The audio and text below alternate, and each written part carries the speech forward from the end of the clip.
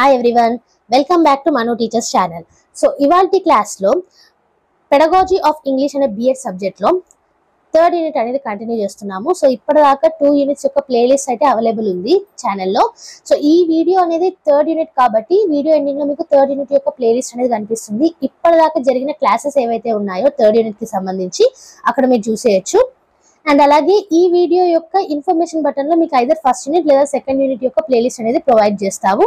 So అది కూడా చూసేయచ్చు. ప్రతి ఒక్క యూనిట్ కి సపరేట్ ప్లేలిస్ట్ అనేవి ఉంటాయి. బిఎడ్ కి సంబంధించిన మిగతా సబ్జెక్ట్స్ కి కూడా సేమ్ ఫాలో అవుతున్నాము. సో ప్లేలిస్ట్ అనేటివి మీరు ఛానల్ని విజిట్ చేసి చూడండి. సో ఇవాల్టి క్లాస్ లో మనం స్ట్రెస్ గురించి చూద్దాం. స్ట్రెస్ అంటే మైండ్కి ఎక్కించుకునే బ్రెయిన్ స్ట్రెస్ కాదు, వర్డ్ మీద స్ట్రెస్. ఓకే, సో డెఫినేషన్ చూసుకున్నట్టయితే Daniel Jones defines stress as the degree of force with which a sound or syllable is uttered. So oka sound ni oka syllable ni manam paliketappudu A force తో పలుకుతున్నాము, ఎంత stress ఇస్తున్నాం అనేది stress అన్నమాట. Okay, the force is conceived chiefly as pressure form, the chest wall affecting the air stream, but in reality the pressure extends to other parts of the body. So usual గా తీసుకుంటే ఈ force అనేది pressure form లాగా తీసుకుంటారు. అంటే ఈ chest wall ఏదైతే ఉంటుందో ఆ ఎయిర్ స్ట్రీమ్ అనేది అలా వస్తుంది అనేసి అంటారు. కానీ రియాలిటీలో చూసుకున్నట్టయితే ఓన్లీ చెస్ట్ వాలే కాదు, different parts of the body కూడా స్ట్రెస్ చేసేటప్పుడు ఇన్వాల్వ్ అవుతుంది అనమాట. Okay, there is much more to the pronunciation of English than its individual sounds. So English లో individual sounds కంటే ఇంకా ఎక్కువగా కూడా మనం చూసుకోవచ్చు pronunciation లో. The structure of the sound system involves not only vowels and consonants but also stress, rhythm and intonation. So ఈ vowels ని అండ్ కాన్సోనెంట్స్ ని పలికేటప్పుడు సౌండ్ అనేది ఓన్లీ ఈ ఫోనెటిక్స్, ఫోనిమ్స్ లేదా ఈ ఫోనెటికల్ సౌండ్స్ ఇవే కాదు, స్ట్రెస్ అనేది ఉంటుంది, రిథమ్ అనేది ఉంటుంది అండ్ ఇంటోనేషన్ కూడా ఉంటుంది. ఇంటోనేషన్ అంటే rise and fall of the tone. Okay, the English language derives much its rhythm and clarities from the use of the stressed syllables within the words and across the word boundaries.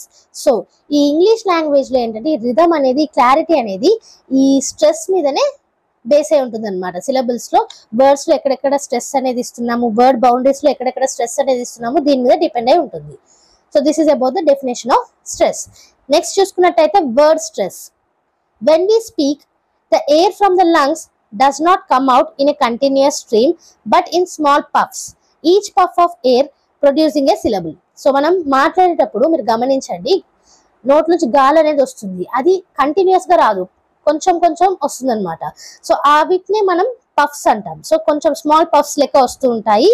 So ఈ puffs ఏవైతే ఉన్నాయో అది each puff ని మనం syllable అంటాం.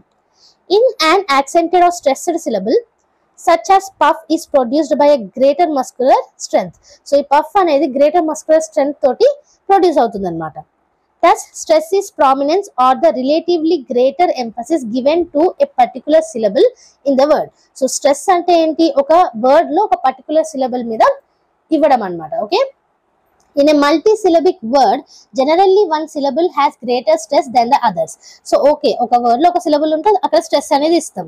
ఒకవేళ ఒక syllable కంటే ఇంకెక్కువగా వర్డ్ లో ఉంటే ఏం చేస్తాము అంటే ఒకదానికి గ్రేటర్ స్ట్రెస్ ఉంటుంది, ఇంకో దానికి అలా ఉండదు అనమాట. In other words, stress is extra breath force we put on a particular syllable which makes it prominent in the word. So ఏదైనా చెప్పేటప్పుడు ఇక్కడ స్ట్రెస్ ఇస్తే అది మంచిగా పోతుంది అనేది మనకి తెలిసినప్పుడు ఏం చేస్తాము, స్ట్రెస్ అనేది ఇచ్చి పలుకుతాము ఆ వర్డ్ ని, అవునా? సో దాని ద్వారా ఏమైపోతుంది అంటే ఆ వర్డ్ యొక్క ప్రామినెంట్ అనేది ఉంటుంది. When the syllable is not stressed, the pronunciation of the vowel in the syllable sometimes changes. ఒకవేళ స్ట్రెస్ అనేది మనం ఇవ్వకపోతే, సో ఒక సిలబుల్ లో వోవల్ అనేది ఉంటే అది చేంజ్ అవుతుంది. ఎలా అవుతుంది అంటే ఎగ్జాంపుల్ చూసుకుంటే ఇప్పుడు ఆటమ్ ఉంది, సో నార్మల్ గా ఆటమ్ అని ఇస్తున్నాం, అదే అటామిక్ స్ట్రెస్ అనేది ఇస్తున్నాం. అలాగే ఫోటో, తర్వాత ఫోటోగ్రఫీ, ఓకే, స్ట్రెస్ అనేది ఇస్తున్నాం. So though the spelling is identical in both the pairs, the pronunciation of the vowel changes. Vowel change అవుతుంది చూడండి, వోవల్ యొక్క సౌండ్ అనేది చేంజ్ అవుతుంది. సో స్పెల్లింగ్ సేమే ఉంది కానీ స్ట్రెస్ అనేది డిఫరెంట్ గా ఇస్తున్నాం. So that is about the word stress. Next చూసుకున్నట్టయితే primary stress. The syllable on which pitch movement can be initiated is said to have primary stress. So primary stress అంటే ఏంటి అని అంటే ఏ సిలబుల్ లోనైతే పిచ్ మూమెంట్ ఉంటుందో దాన్ని primary stress అంటాము. The syllable which has primary stress becomes a tonic syllable when the pitch movement is initiated on it in a tone group. So ఒక tone group లో ఈ పిచ్ అనేది syllable మీద initiate అయినప్పుడు ఏదైతే టోనిక్ సిలబుల్ ఉంటుందో అది ప్రైమరీ స్ట్రెస్ కిందకి వస్తుంది అనమాట. Okay, primary stress is marked with a vertical bar above and in front of the syllable. So మరి ఎలా దాన్ని రిప్రజెంట్ చేస్తాము అని అంటే సిలబుల్ వచ్చినప్పుడు దానికంటే ముందు పైన ఒక వర్టికల్ బార్ అనేది వేస్తాం అనమాట. The following are the kinds of primary stress. So కొన్ని ఎగ్జాంపుల్స్ లాగా చూద్దాము ప్రైమరీ స్ట్రెస్ లో. ఫస్ట్ ఏంటంటే stress on first syllable. So first syllable మీద స్ట్రెస్ అయినప్పుడు, సో ఇక్కడ చూడండి ఈ సిలబుల్ డి సిలబుల్ ఉందా, దానికంటే ముందు మనము వర్టికల్ బార్ అనేది స్టార్టింగ్ లో పైన వేసామన్నమాట. సో డాక్టర్ ఫస్ట్ సిలబుల్ మీద డాక్టర్ స్ట్రెస్ అనేది ఇస్తున్నాం, సిస్టర్ స్ట్రెస్ అనేది ఇస్తున్నాం. So stress on second syllable చూసుకున్నట్టయితే again, again, mistake, mistake. Okay, తర్వాత స్ట్రెస్ ఆన్ బోత్ సిలబుల్స్ అంటే స్టార్టింగ్ లో ఉంటుంది అండ్ మిడిల్ లో ఉంటుంది. 16 prepare. Okay, words of 3 syllables with stress on first syllable. So words లో మనకి 3 syllables ఉన్నాయి కానీ స్ట్రెస్ అనేది ఫస్ట్ సిలబుల్ మీద ఉంటుంది. అలాంటివి ఏంటి ఎగ్జాంపుల్స్? Holiday, photography. తర్వాత words of 3 syllables with stress on second syllable. Second syllable మీద స్ట్రెస్ అనేది ఉంటుంది కానీ వర్డ్ లో 3 syllables ఉంటాయి. అదేంటి మనకి ఎగ్జాంపుల్ చూసుకున్నట్టయితే beginning, beginning. Okay, so next చూసుకున్నట్టయితే words of 3 syllables with the third syllable stressed. ఇక్కడ థర్డ్ సిలబుల్ అనేది స్ట్రెస్ అవుతుంది. సో అండర్స్టాండ్ లో 3 syllables తర్వాత స్ట్రెస్ అనేది ఉంటుంది. So this is about the primary stress. Secondary stress గురించి చూసుకున్నట్టయితే secondary stress is found in words which have 3 or more syllables. So secondary stress అనేటివి 3 లేదా అంతకంటే ఎక్కువ సిలబుల్స్ ఒక వర్డ్ లో ఉంటే అక్కడ ఉంటాయి అన్నమాట. Secondary stress is marked with a vertical bar below and in front of the syllable.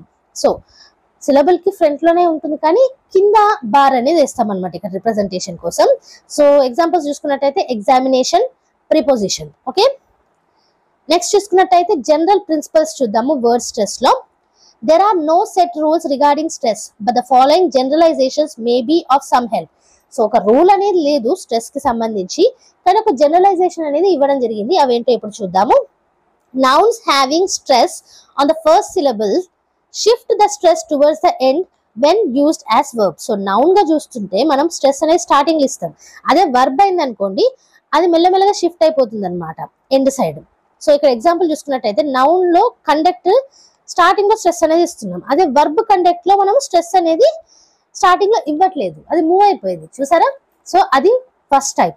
Second type చూసుకున్నట్టయితే words with weak prefixes are stressed on the root and not on the prefix.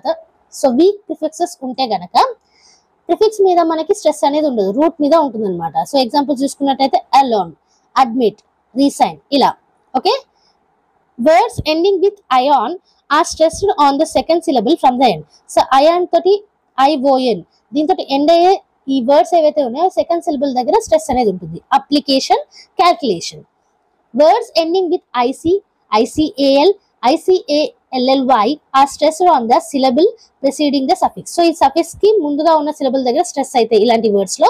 So examples చూసుకున్నట్టయితే scientific IC తోటి end అవుతుంది, sympathetic IC తోటి end అవుతుంది. In longer words of 4 or 5 syllables, the general tendency is that the primary stress falls on the third syllable from the end. So primary stress అనేది ఒకవేళ words లో 4 లేదా 5 syllables ఉంటే అది third syllable end side వెళ్తుంది అనమాట. So example చూసుకున్నట్టయితే significant మరియు considerable. Words ending with EE, EER, ESC, ETTE or IQUE carry the primary stress to the end. So ఇవన్నీ కూడా ఎండ్ సైడ్ ఉంటాయి అనమాట ప్రైమరీ స్ట్రెస్ అనేటివి. So that is about general principles. So last topic చూసుకున్నట్టయితే compound principles. Most of English compound nouns have a single stress on the first word. So compound nouns మీరు చూసుకున్నట్టయితే single stress అనేది first word లో ఉంటుంది. So day break కానివ్వండి, birthday కానివ్వండి, so birth and day రెండు compound nouns అవి. So కానీ ఫస్ట్ వర్డ్ లో మాత్రమే స్ట్రెస్ అనేది ఉంటుంది. In compound words wear the first element is a participle the stress is single. So ఒకవేళ ఫస్ట్ ఎలిమెంట్ అనేది పార్టిసిపల్ అయితే స్ట్రెస్ అనేది సింగిల్ అవుతుంది. ఎగ్జాంపుల్ చూసుకున్నట్టయితే వాకింగ్ స్టిక్, అలాగే dining room. Okay, in compound of 2 nouns the stress is double. So ఒకవేళ 2 nouns లో చూసుకున్నట్టయితే స్ట్రెస్ అనేది కూడా డబుల్ ఉంటుంది. గోల్డ్ కాయిన్ సో స్టార్టింగ్ లో ఉంటుంది అండ్ అలాగే మళ్ళీ మిడిల్ లో వస్తుంది, అలాగే మెటల్ వైర్. ఓకే, నెక్స్ట్ చూసుకున్నట్టయితే double stress is used in compound adjectives. Compound adjectives లో మనకి డబుల్ స్ట్రెస్ ఉంటుంది. సేమ్ ఇంతకు ముందు లెక్కనే good looking and old fashion. Last లో చూసుకున్నట్టయితే in case of compound words formed by adding prefixes which has a distinct meaning of its own, there is a stress on the prefix and the original word. So ఒకవేళ compound words లో prefixes ఉన్నాయి, so ఆ prefixes కి distinct meaning అనేది ఉంది అని అయితే మాత్రం స్ట్రెస్ అనేది ప్రిఫిక్స్ మీద ఉంటుంది, అలాగే ఒరిజినల్ వర్డ్ మీద ఉంటుంది.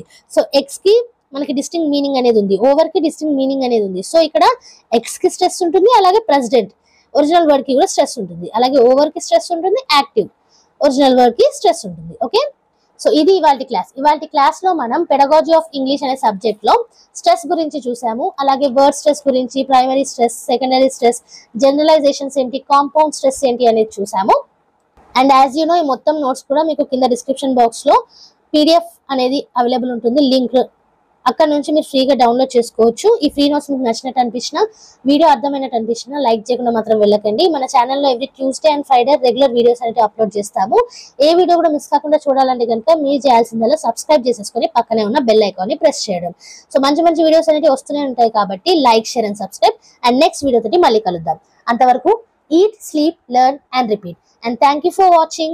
Bye bye.